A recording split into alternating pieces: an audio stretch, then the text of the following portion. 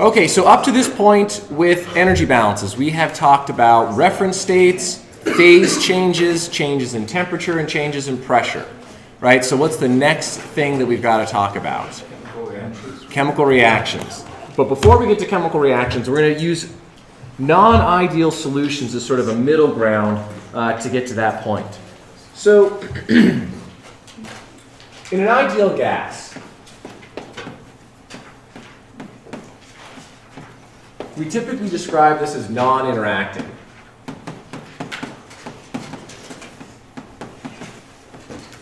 And what we mean by that is that if we have a container with gas molecules in it, let's say we've got some of type A, some of type B, right? They're basically just zipping around this container. And they have no idea that any other particle exists. So the best way to visualize this is that the density of an ideal gas, in order to satisfy all the equation's assumptions, has to be basically infinitely low. So at any volume of fluid for a gas, for the ideal gas assumption to be accurate, there has to be like one molecule in it, or the density has to be so low that they're hardly going to interact with one another. Now what we mean by interaction is that when we take an ideal gas, the internal energy for an ideal gas, or the enthalpy,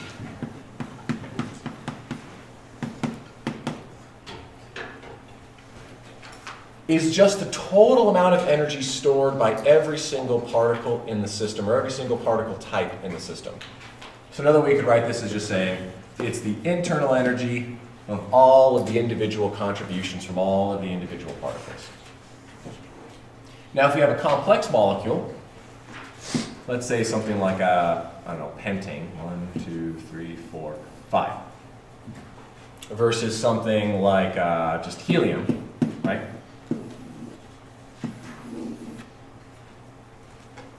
Which of these two particles at the same temperature is going to have more energy?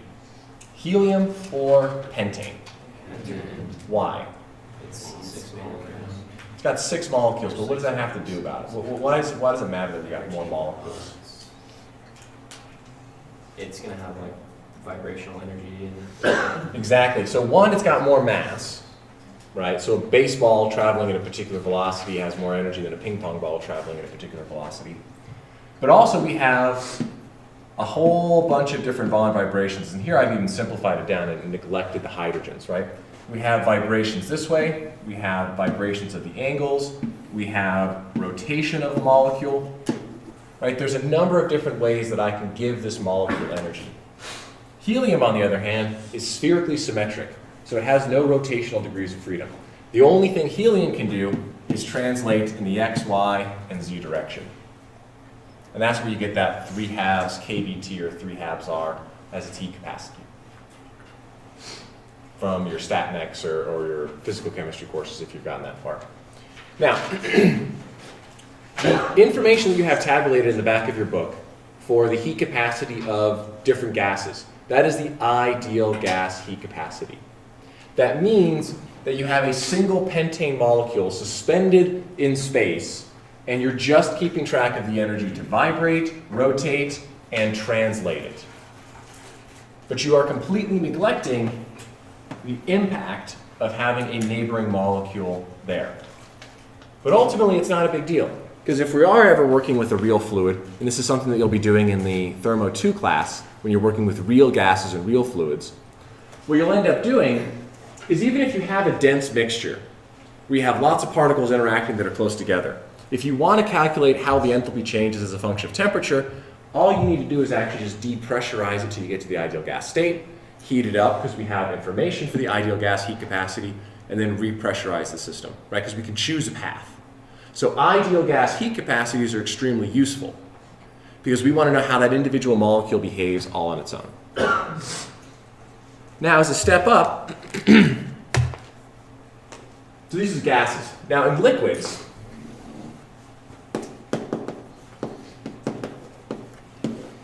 liquids are characterized by their interparticle interaction. liquids are extremely dense. And in the case of most liquids, the density of the solid is very similar to the density of a liquid. So if you were to imagine, close your eyes and imagine molecules moving around in a glass of water, it should be a really similar picture to imagining if that glass of water was like solid concrete or something like that. Right? There is a tremendous number of molecules in a given unit of volume, even for a liquid. So this assumption here that you have non-interacting systems is never going to be valid for a liquid mixture. And that's what makes liquid properties extremely difficult to predict. So oftentimes we just measure them experimentally. But if we look at a fluid like water, right, its boiling point is 100 degrees C, and its molecular weight is 18 grams per mole. But let's look at some other materials. Methane. I don't know what its boiling point is off the top of my head, but it is most certainly a gas at room temperature and pressure, meaning it's supercritical. Its molecular weight is 16. Let's take something like heptane. Its boiling point is also about 100 degrees C. In this case, it's 98.4. Its molecular weight is 100 grams per mole. So the question here is, why do water and heptane have similar boiling points but massively different molecular weights? Water and methane have very similar molecular weights but have very clearly different properties at room temperature and pressure. Yes? Hydrogen bonding. Hydrogen bonding, but more generally, intermolecular interactions. Ideal gas, no intermolecular interactions. You could never form a liquid because the particles are never attracted. They never want to condense into a liquid phase. So when we're visualizing a real fluid or a liquid mixture,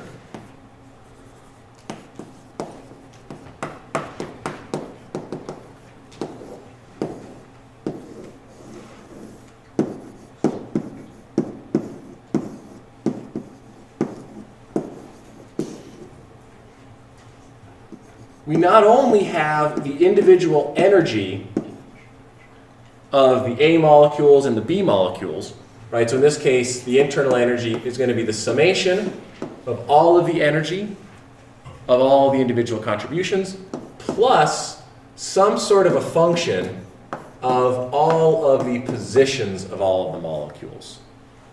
Or in this case, R of I is basically a collection of Xi, Yi, and Zi. We don't know what this is. And this is very difficult to calculate.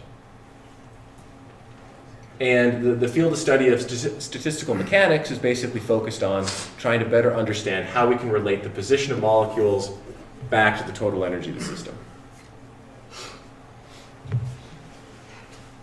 And I like this as a good segue into reactions, right? Because it lets us know all the different ways that particles can store energy in the system.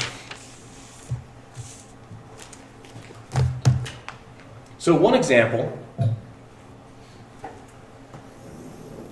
of this type of a mixture is sulfuric acid and water. So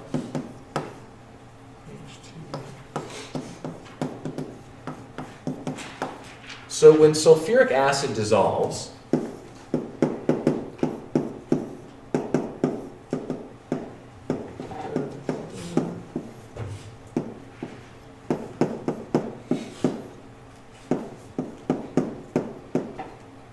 we have sulfuric acid.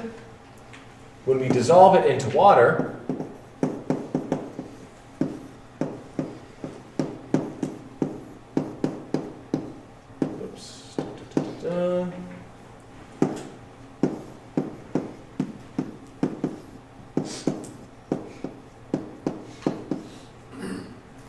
the hydrogens dissociate, and we have a charged ion. Now, what ends up happening, right, is that we take a water molecule that is polar,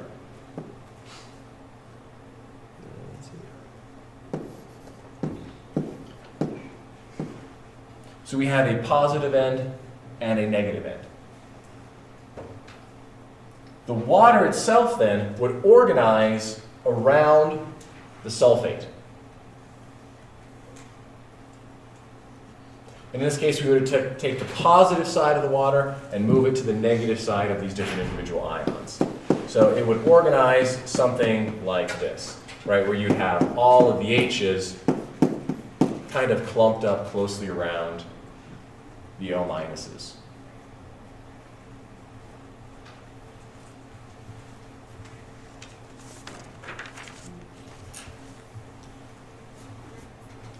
So it should make sense then, right, that when we're transitioning from the ideal gas state, where the energy of the system is only dependent on adding up the individual contributions from every molecule type, or every atom, if you can count those individually, to a real fluid, where not only do we have the contributions of the internal energy of every individual molecule, right, corresponding to vibrations, rotations, translations, all that different information, but then we also have this additional term right here that talks about how does the configuration of the system change the total energy.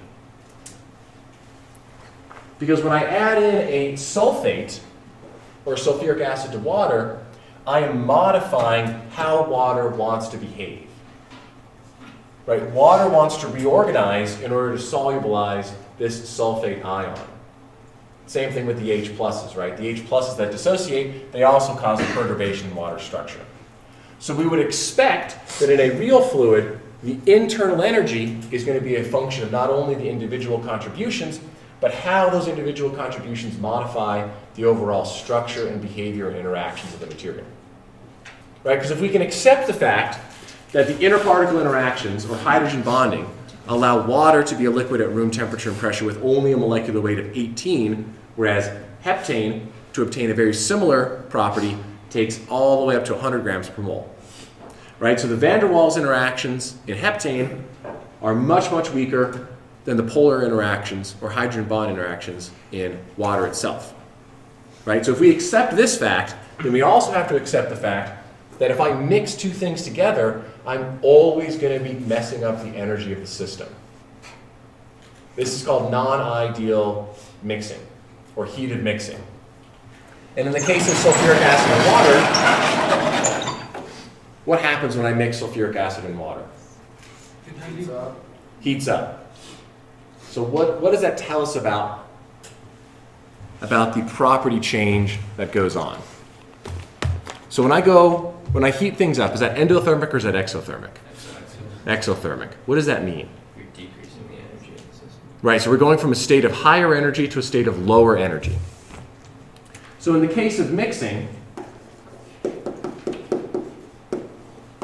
we have a delta H of mixing, which is equal to the final minus the initial configuration. So this is the enthalpy of a mixed system minus the enthalpy of an unmixed system. So in the case of sulfuric acid and water,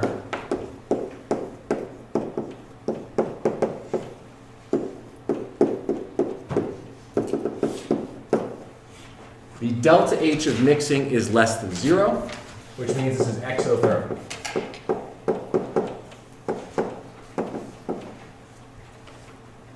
For dissolution processes where there's a charged particle in water, a lot of times you'll see a lot of exothermic reactions. In general, mixing two liquids together is going to be an endothermic process, actually. Right? Because the two liquids, they really don't like each other. Right? So the odds that if I mix two things together, they're going to have some sort of a complementary structure that lowers the total energy, that's going to be the exception rather than the rule. In general, mixing two liquids, they don't really like each other, and their structure is going to be perturbed. So, when we start to talk about non-ideal systems and non-ideal mixing, mixing you should think of as just another process, right? Going from liquid to vapor, we have the heat of vaporization. Going from one temperature to another temperature, we have the heat capacity, right? We have different pathways and different steps that we can use to figure things out. Mixing is another process. So if we have enthalpy of mixing, when we add the unmixed to the mixed together, that's another step that we're taking, and that's another enthalpy effect that we have to consider. Right? And obviously this is going to be a transition to chemical bonds. right? Because we would expect that mixing is marching us towards this interaction where we're getting closer and closer and closer to covalent bond interactions, which we all know, store a lot of energy.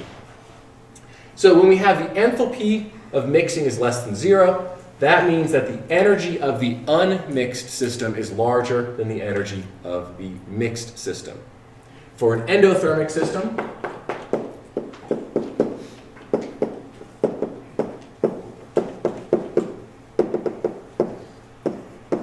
the enthalpy of mixing is greater than 0, in which case the enthalpy of the mixed system is greater than the enthalpy of the unmixed system. We don't have a really good way to calculate these properties based on the material that we cover in this class. So anytime we have to deal with mixing or non-ideal solutions, we look it up. This heat of mixing is obviously going to be a function of temperature. So if we have a tabled value of the heat of mixing of some solution at some concentration, right, we can use that piece, but we have to make sure we go through pathways of where we have all the information, right? So you can so what you could basically do is you could heat and cool things down, mix them, heat them back up. But the key thing here is that mixing and the structure that forms in the fluid, that is something that we have to keep track of for non-ideal systems, which is the case of what they call real fluids. Right? Ideal gas is really the exception. Okay, yes? Sorry, so you're unmixed. So you're saying the enthalpy of your unmixed, meaning like your two components, like H2O, sulfuric acid. Sorry, I'm just kind of confused. Okay. That's the change here. So let's do one quick example to let this sit in. So let's say, for example, I have 1 kilogram of water plus 1 kilogram of sulfuric acid. And I'm mixing them together. Let's say I'm mixing them in an adiabatic process. Well, now let's say isothermal. So our Q is going to be equal to our final enthalpy minus our initial enthalpy, or Q is equal to delta H in this process. If we do it in a constant pressure container, or we can think of it doing in a continuous process, right? Sorry, tighten this up. Total mass of the system.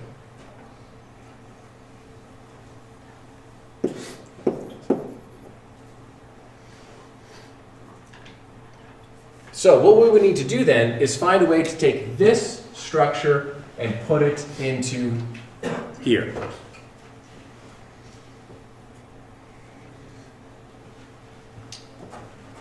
So our Q is going to be the final, which is the enthalpy of the mixed system.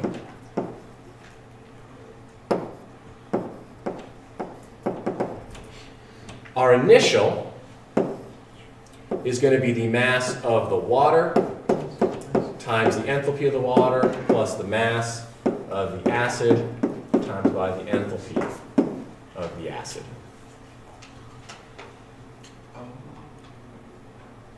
Right, this is the total energy that the water brings as pure water, the total energy that acid brings as pure acid, and then when I mix it together, I get the enthalpy of the mixed system.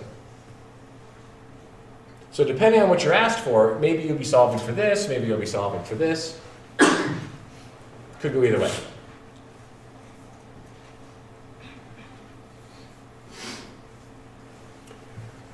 Now if we solve this equation here, with the enthalpy of the mixed system,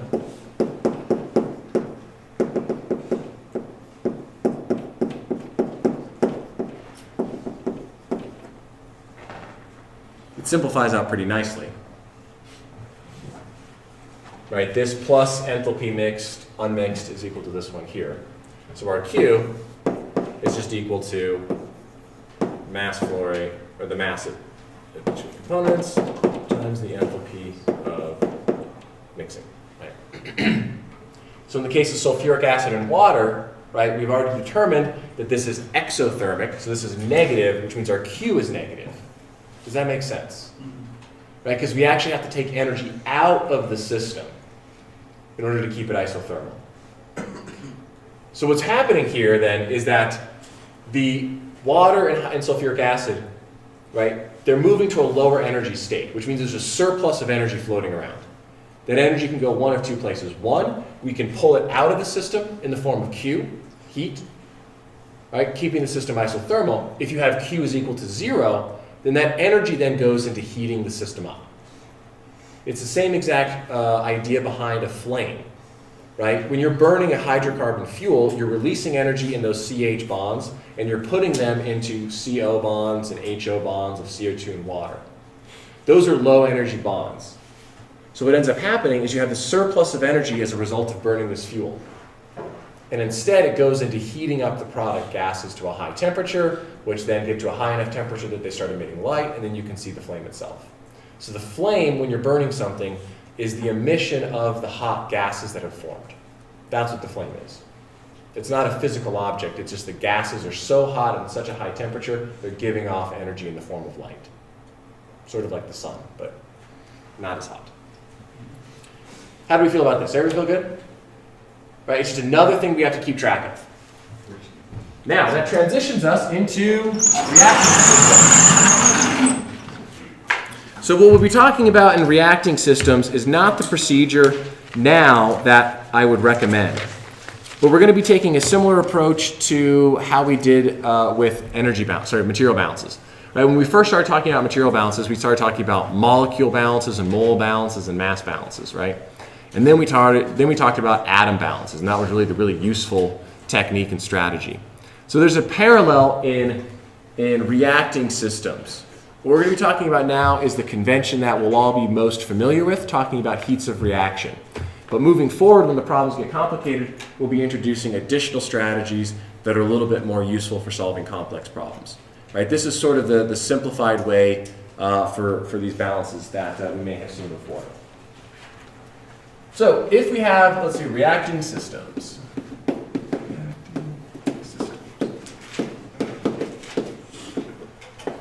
If we have a general chemical reaction, A plus B going to C plus D.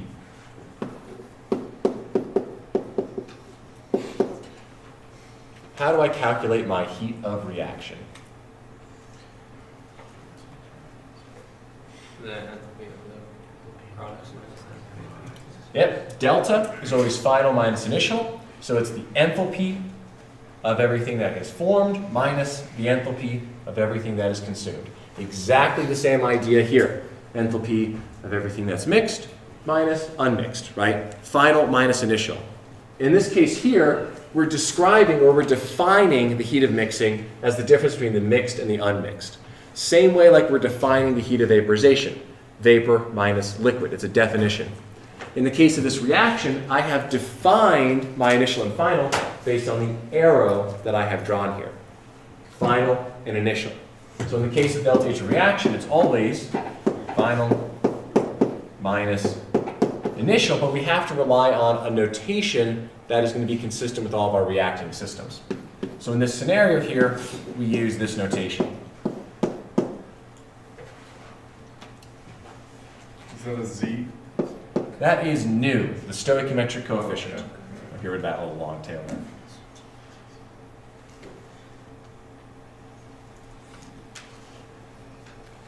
So this is effectively the summation of the absolute value, the stoichiometric coefficient of the products minus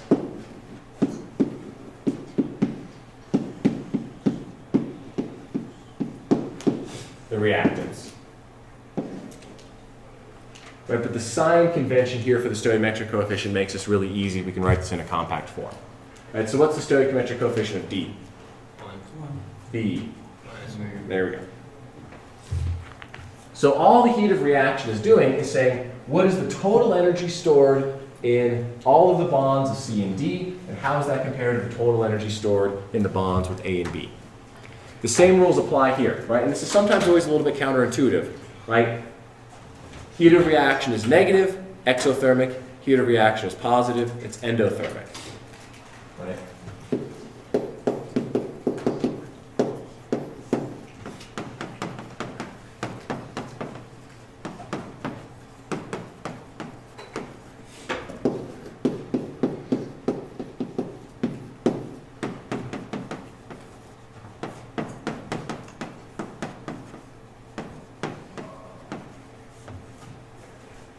We're absorbing energy. But the thing that I find is always a little bit counterintuitive, right, is that you're releasing energy because you have lower energy, which kind of always seems a little bit weird, right, if you think about it too hard.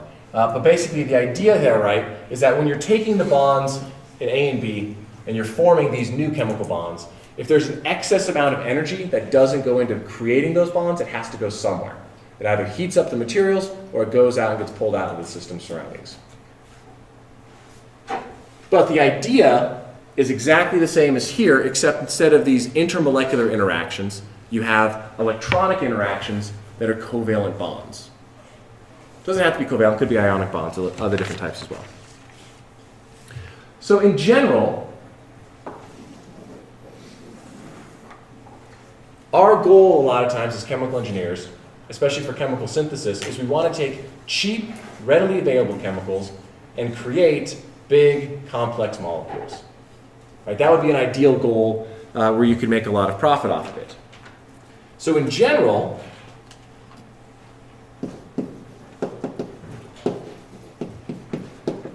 so a big molecule would have a high enthalpy.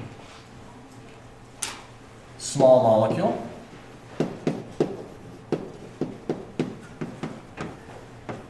would have a relatively low enthalpy. So if we're going from small to big, we would expect this to be what? Endothermic or exothermic? Endothermic.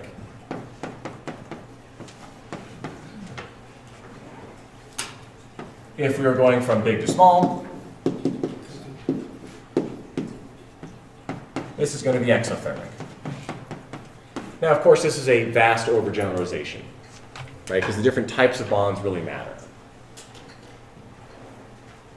Can we think of an example of going from a big molecule to a small molecule that's exothermic? Combustion, right?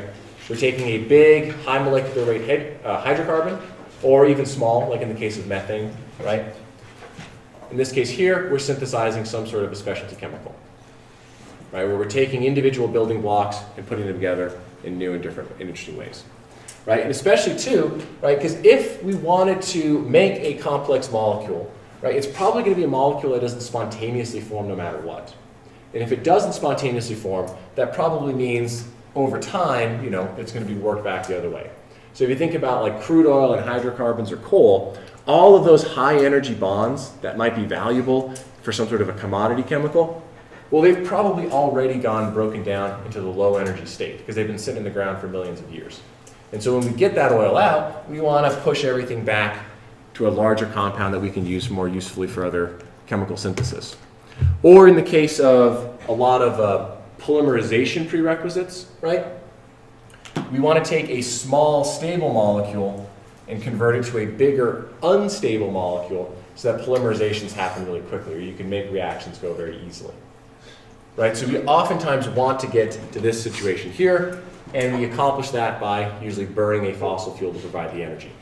And that's going to be the general framework of a lot of chemical plants. So when we talk about the heat of reaction,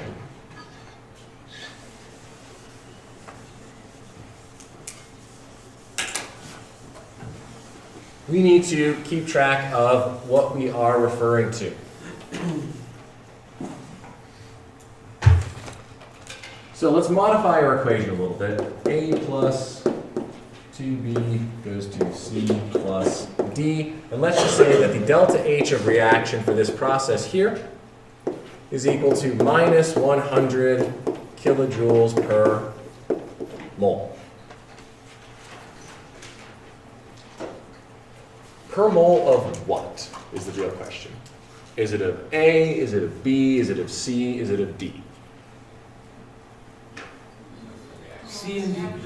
It's for all of them, right? It's the same exact concept as the extent of reaction. So minus 100 kilojoules per mole is for 2B consumed, or 1A consumed, or 1C formed, or 1D formed. So just as when we started talking about the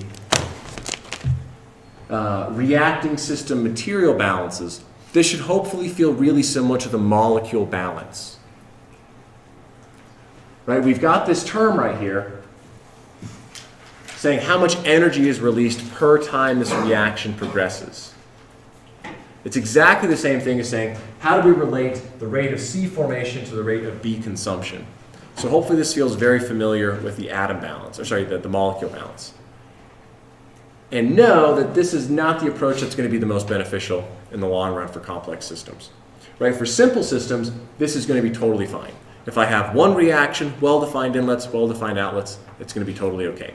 If you have lots of reactions going on, this is going to be extremely difficult to relate to all of these different individual ones right here.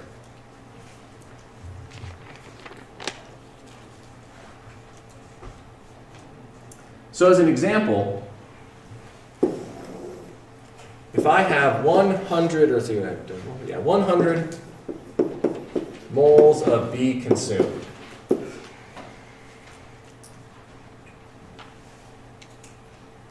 The delta H for this process is going to be 100 moles of B consumed for every 2 B consumed. I am releasing minus 100 kilojoules per mole. And that would tell me that the delta H for the process would be equal to minus 5,000 kilojoules. And this is how we would do a reacting system balance. This delta H could then be plugged into an energy balance, in which case this would be our Q if it was just a simple one stream in, one stream out process. But we can see, we're starting to see some of the problems here. When we work with our energy balance, Q is equal to the summation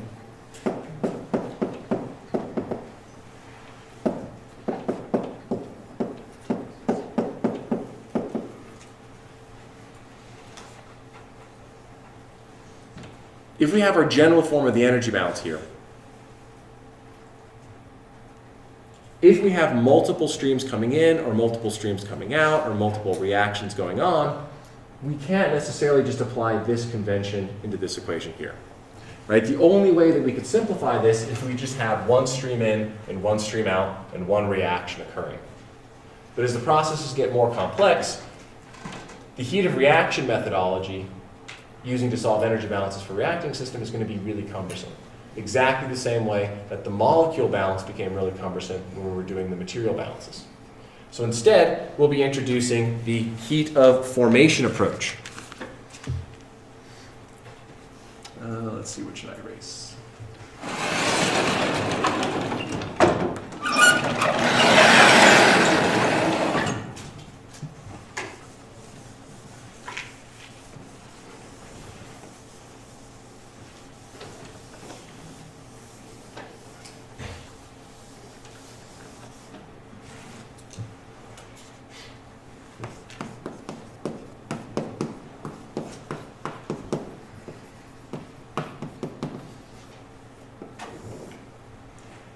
So the heat of formation, yes? Is this supposed to be kilojoules or kilogram? Kilojoules. That was my bad.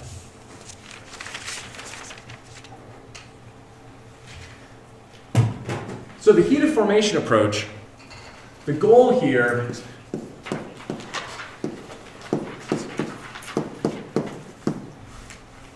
is how can we obtain a value for the enthalpy regardless of what reaction is going on.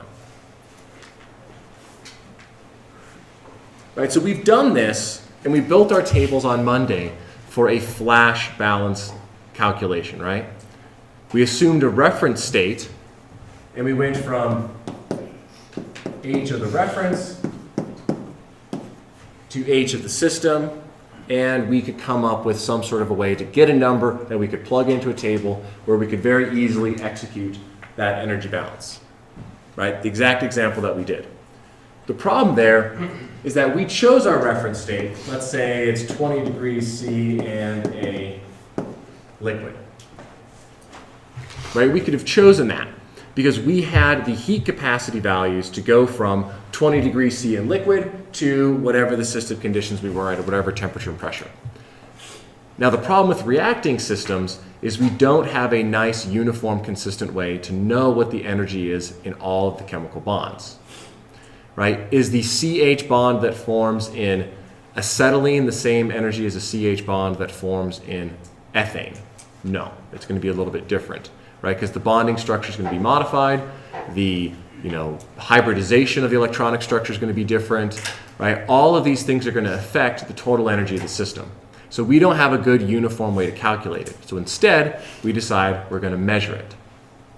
So when we're using the heat of formation, our reference state is no longer something we can choose.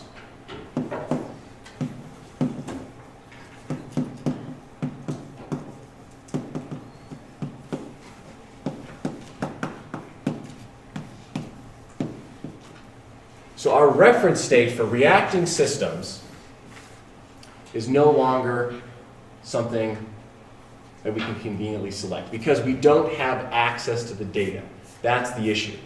In the case of non-reacting systems, going from the reference state to just some specific enthalpy, we have heat capacities, we have heat of vaporizations. They're all tabulated, they're nice and organized. In reacting systems, that's not the case. So our reference state is going to be atomic species at 25 degrees C in 1 bar. So, for example, oxygen is an atomic species. At 25 degrees C in 1 bar, this is going to be a gas. Carbon, pure carbon, is going to be a solid. And I believe graphite actually is what they choose for this one as well. Something like bromine is going to be a liquid.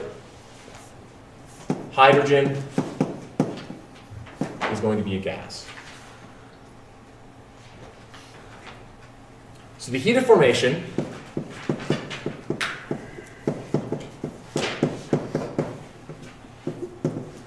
is the delta H of the formation reaction.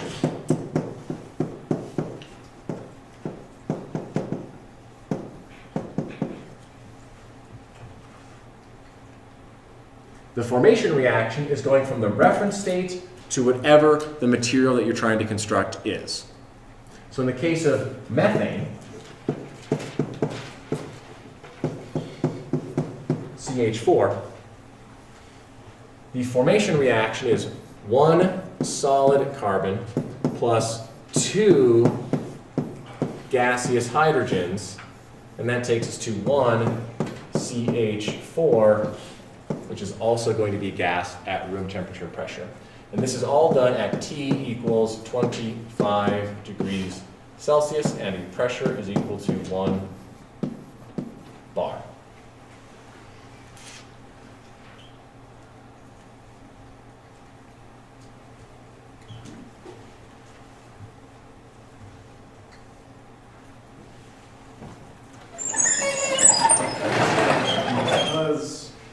In this example, it's 25 degrees Celsius in 1 bar, which is at the reference state. It would just be, on the left, the summation of formations, and then on the right would be the formation of methane. Correct. So, the heat of formation, and we put a little knot right here to indicate that this is at the standard state. So this little knot equals 25 degrees C and 1 bar. This is equal to the enthalpy of the product minus the enthalpy of the reactants. In this particular example right here, this means that this is the enthalpy of methane minus the enthalpy of carbon minus 2 times the enthalpy of hydrogen.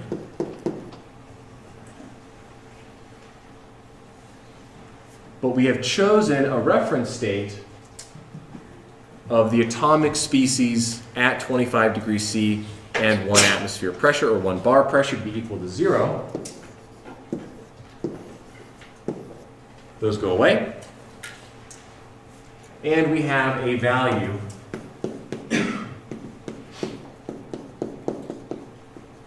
for the energy that methane has. Yes? Sorry, can I ask why you set those to 0? Because we have chosen, that is our reference state. So what has been done then is anytime someone is going to go in the laboratory and measure the energy of a chemical reaction, when they publish it or they tabulate it, they're going to convert it such that the enthalpy of all of these individual species as the reagents is 0. That way it standardizes the formulation that we're going to be used to communicate information and data. Right? Because we don't know, right? Again, we don't have a way to absolutely calculate with 100% accuracy the energy stored in an oxygen-oxygen bond for oxygen gas. Right? Going all the way from absolute 0. Right? We would have to know what the ground state energy of 100% solid, perfect crystalline oxygen is at absolute 0. Right? We don't have a way to calculate that. Then we have to integrate the heat capacity all the way from absolute 0 all the way up through to whatever the temperature and pressure of the conditions are. And that's also neglecting the energy of the electronic structure as well in the chemical bonds and how that changes the function of temperature. So instead, we just say, that seems like a lot of work. I'll just call it 0. And so the convention that we have all agreed upon is that at 25 degrees C and 1 bar pressure, all of the atomic species, right, bromine liquid, hydrogen gas, called solid carbon, gaseous oxygen, gaseous nitrogen, I don't know, those are the ones we most commonly see, solid phosphorus, solid sulfur, right, saying, yep, that's 0. Then, when we count how much energy is released when we form a molecule, that's called the formation reaction. Now, this is not a reaction you can just do. Right? This is not something that just spontaneously happens very easily.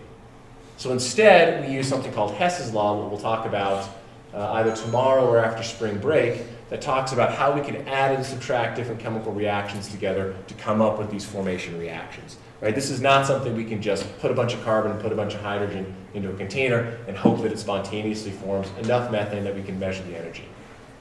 So oftentimes what we'll do is we'll actually burn these different things, right? If we burn pure carbon versus burn pure hydrogen versus burn methane, we can add and subtract all of those different reactions together to generate this one here, and that's something called Hess's law. Right? Because it's thermodynamics. It doesn't matter the order that we do things, just that we end up in the final states. So that's something we'll talk about in the future. But the idea here that I want to transition us into with reacting systems, right, is that the same concepts are exactly as when we're doing non-reacting versus mixing with non-ideal systems. Right? All we're doing is keeping track of going from our reference state to whatever our final state is. And then our energy balance is just this right here, that balance. Reacting systems, non-reacting systems, ideal, non-ideal, that's the energy balance. So all we need to do all of the energy balances in this class is just a number for the enthalpy for every species in the system in and every species out. Right? But how we get this number for the enthalpy changes on whether or not it's ideal, non-ideal, reacting, non-reacting. Right? But the methodology is the same, and the energy balance equation is always going to be the same. All right. See you on Friday.